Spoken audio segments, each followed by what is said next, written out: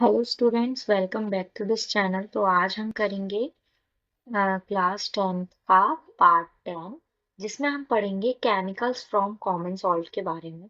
तो जैसा कि हमने ये पढ़ चुके हैं कि जो सॉल्ट है वो फॉर्म होती है by the combination of HCl, ठीक है, एंड सोडियम हाइड्रोक्साइड, यानी कि दो चीजों की फॉर्मेशन से सॉल्ट हमें देखने को मिलती है, जो कि है NaOH। जब हम NaOH को लेते हैं और जब हम HCl को लेते हैं, तब हमें जो चीजें देखने को मिलती हैं वो है NaCl एंड वाटर। ठीक है, इन दो चीजों की फॉर्मेशन हमें देखने को मिलती है।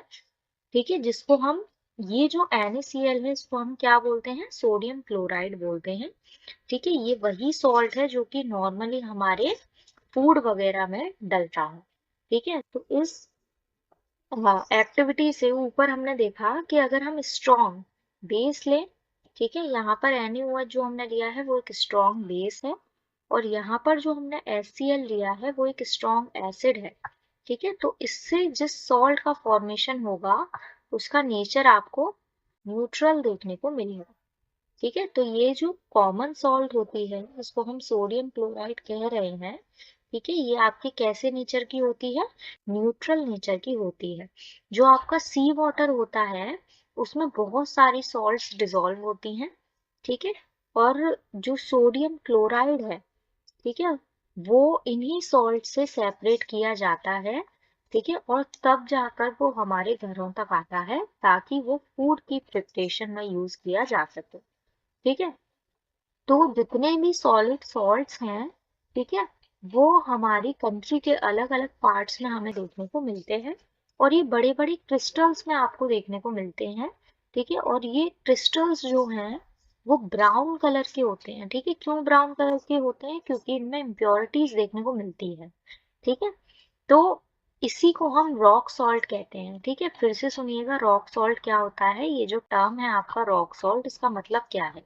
तो रॉक सॉल्ट एक ऐसी सॉल्ट होती है जो कि ब्राउन कलर की आपको देखने को मिलती है। ठीक है, कैसा कलर उसका देखने को मिलेगा? ब्राउन कलर आपको देखने को मिलेगा ड्यू टू इम्प्योरिटीज।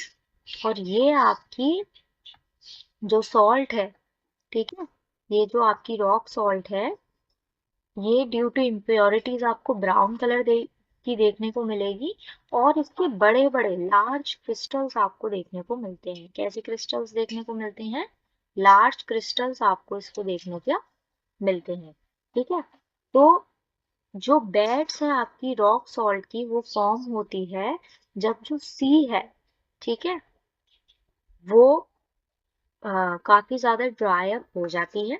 ठीक है, जो रॉक सॉल्ट है उसको हम कोल की तरह माइन करते हैं। ठीक है, जैसे कोल को खदानों में से निकाला जाता है, माइन किया जाता है, सेम प्रोसेस से हम रॉक सॉल्ट को माइन करते हैं। ठीक है, जैसे कि महात्मा गांधी ने दांडी मार्च में आपको बताया है। ठीक है, उन्होंने पूरा ये जो दांडी मार्च है वो आपकी सोडियम क्लोराइड जो कि बेसिक सॉल्ट है उसके ऊपर बनाई गई है। ठीक है, जो कॉमन सॉल्ट है, ठीक है, उसमें क्या क्या आपको केमिकल्स की जरूरत पड़ती है? तो ये जो कॉमन सॉल्ट है वो एक रॉ मटेरियल है केमिकल्स के लिए। जो कॉमन सॉल्ट है वो ऑब्टेन होता है, ठीक है, by the use of sodium hydroxide and HCl। ठीक है, तो इन चीजों से हमें क्या फॉर्मेशन देखने को मिलती है?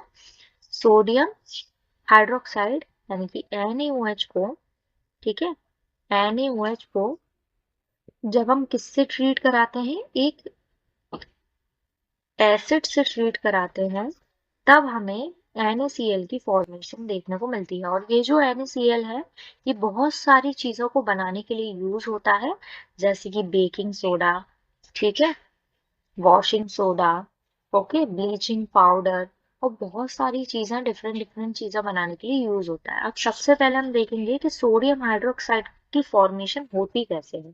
ठीक है, तो सोडियम हाइड्रोक्साइड की फॉर्मेशन कैसे आपको देखने को मिलेगी? तो जब एक एक्वस सॉल्यूशन हम लेते हैं सोडियम क्लोराइड का, ठीक है, NaCl का जो एक्वस सॉल्यूशन होता है उसको हम क्या बोलते हैं? ब्राइन बोला जाता है। ओके, तो ये जो ब्राइन सॉल्यूशन आपने लिया है इसमें ये डिकम्पोज हो जाएगा, ठीक है, और डिकम्पोज होकर सोडियम हाइड्रोक्साइड बनाएगा। ठीक है, डिकम्पोज होने का मतलब ये दो पार्ट्स में आपका टूटेगा। तो NaCl, यहाँ पर देखिए जब NaCl को आपने वाटर में मिलाया, ठीक है, तो यहाँ पर आपका NaOH, क्लोरीन गैस और हाइड्रोजन गैस आपको देखने को मिलेगी। ठीक है, ये जो Na है ये आपका ऑक्सीजन के मॉलिक्यूल के साथ और हाइड्रोजन के मॉलिक्यूल के साथ कंबाइन होकर NaOH की फॉर्मेशन करता है। ठीक है, इसी प्रोसेस को आप फ्लोर एल्कलाई प्रोसेस कहते हैं। ठीक है, क्योंकि जो प्रोडक्ट यहाँ पर फॉर्म हुआ है, ठीक है, वो क्लोर क्यों बोला गया, क्योंकि क्लोरीन की फॉर्मेशन यहाँ पर हमें देखने को मिली है। और एल्कलाई क्यों बोला गया, क्योंकि सोडियम हाइड्रोक्साइड एक एल्कलाई है। एल्कलाई के बारे में हमने पढ़ा था कि एल्कलाई क्या होते हैं, ऐसे बेसिस जो कि वाटर में डिसॉल्व हो सकते हैं। ठीक है, वाटर में डिसॉल्व हो सकते हैं, उनको हम एल्कलाई बेसिस कहते हैं। ठीक है, ये हम पहले ही पढ़ चुके हैं। आगे देखिए, जो क्लोरीन गैस है वो आपको कहाँ पर देखने को मिलेगी, एनोड पर देखने को मिलेगी, जो कि एक पॉजिटिव चार्ज टर्मिनल होता है। ठीक है, और वहीं पर जो हाइड्रोजन गैस है वो आपको कैथोड पर देखने को मिलेगी। ठीक है, क्यों, क्लोरीन गैस आपको पॉजिटिव एनोड पर ही क्यों देखने को मिलेगी, क्योंकि क्लोरीन गैस एक नेगेटिव गैस है। ठीक है, तो ये आपको पॉजिटिव के पास देखने को मिलेगी। और हाइड्रोजन जो है वो एक पॉजिटिव गैस है, तो वो आपको कैथोड पर फॉर्म होती हुई मिलेगी। तो ये तीन प्रोडक्ट्स आपको इस रिएक्शन के अंदर मिलेंगे। ठीक है, और ये काफी ज्यादा इम्पोर्टेंट है कि कैसे आपको सोडियम हाइड्रोक्साइड मिला, वो भी NaCl, उस NaCl से जो कि वाटर में डिजोल्व। नेक्स्ट हम देखते हैं ब्लीचिंग पाउडर। ठीक है, तो आपने ये अभी अभी पढ़ा कि NaCl जो है, ठीक है, वो बहुत सारी चीजों की फॉर्मेशन करता है, उसमें से एक क्या है, ब्लीचिंग पाउडर भी है। ठीक है, तो आपने ये बात समझी कि जो क्लोरीन है, ठीक है, वो इलेक्ट्रोलाइसिस के थ्रू प्रोड्यूस हुआ है यहाँ पर। ठीक है, तो जब हम सोडियम क्लोराइड, ठीक है, सोडियम क्लोराइड का एक्वस सॉल्यूशन लेते हैं, ठीक है, जिसको हम ब्राइन बोलते हैं, और उसका जब हम इलेक्ट्रोलाइसिस कराते हैं तो यहाँ पर एक क्लोरीन गैस निकलती है। और ये जो क्लोरीन गैस है यही मैन्युफैक्चर करती है ब्लीचिंग पाउडर को।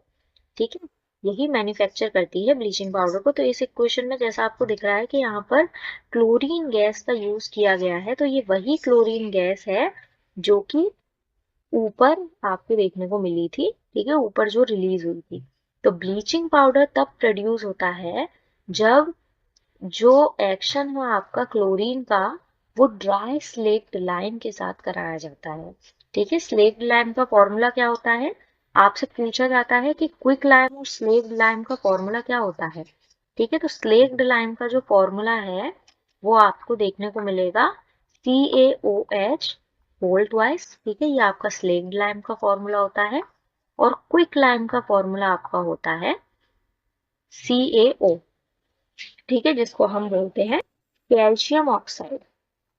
ठीक है, तो अब यहाँ पर देखिए कि ये जो ब्लीचिंग पाउडर है उसको किससे, दो चीज आपस में मिली। ठीक है, पहली चीज थी आपकी स्लेव्ड लाइम जो कि ड्राई नेचर की है, उसको आपने क्लोरीन गैस के साथ रिएक्ट कराया, तब आपका बना ब्लीचिंग पाउडर। ठीक है, ये क्या है आपका ब्लीचिंग पाउडर है। Okay, bleaching powder. ठीक है, ये आपको ब्लीचिंग पाउडर यहाँ देखने को मिला। आगे देखिए,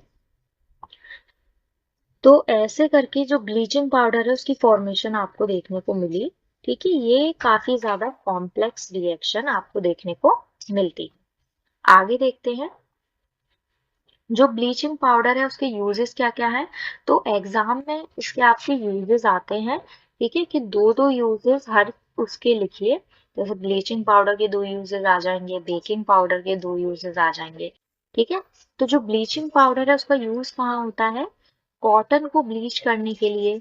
ठीक है, लाइनन को ब्लीच करने के लिए टेक्सटाइल इंडस्ट्री में हम ब्लीचिंग पाउडर का यूज करते हैं। ठीक है, वुड पल्प को ब्लीच करने के लिए पेपर फैक्ट्रीज में जो वुड पल्प होता है उसको ब्लीच करने के लिए हम बेकिंग पाउडर जो है उसका यूज करते हैं। ठीक है, वॉश्ड जितने भी क्लोथ्स होते हैं उनको ब्लीच करने के लिए लॉन्ड्री के अंदर, ठीक है, तब हम ब्लीचिंग पाउडर का यूज करते हैं। ये एक तरीके से ऑक्सीडाइजिंग एजेंट की तरह भी यूज होता है बहुत सारी केमिकल इंडस्ट्रीज के अंदर। और जो ड्रिंकिंग वाटर है उसको जर्म से फ्री कराने के लिए भी हम ब्लीचिंग पाउडर से उसको ट्रीट करा सकते हैं। ठीक है, तो इस वीडियो में इतना ही। बाकी जो बेकिंग सोडा है उसे हम नेक्स्ट वीडियो में कवर करेंगे। ठीक है, अगर आपको वीडियो पसंद आ रही हो तो इसे लाइक एंड सब्सक्राइब करें। Thank you.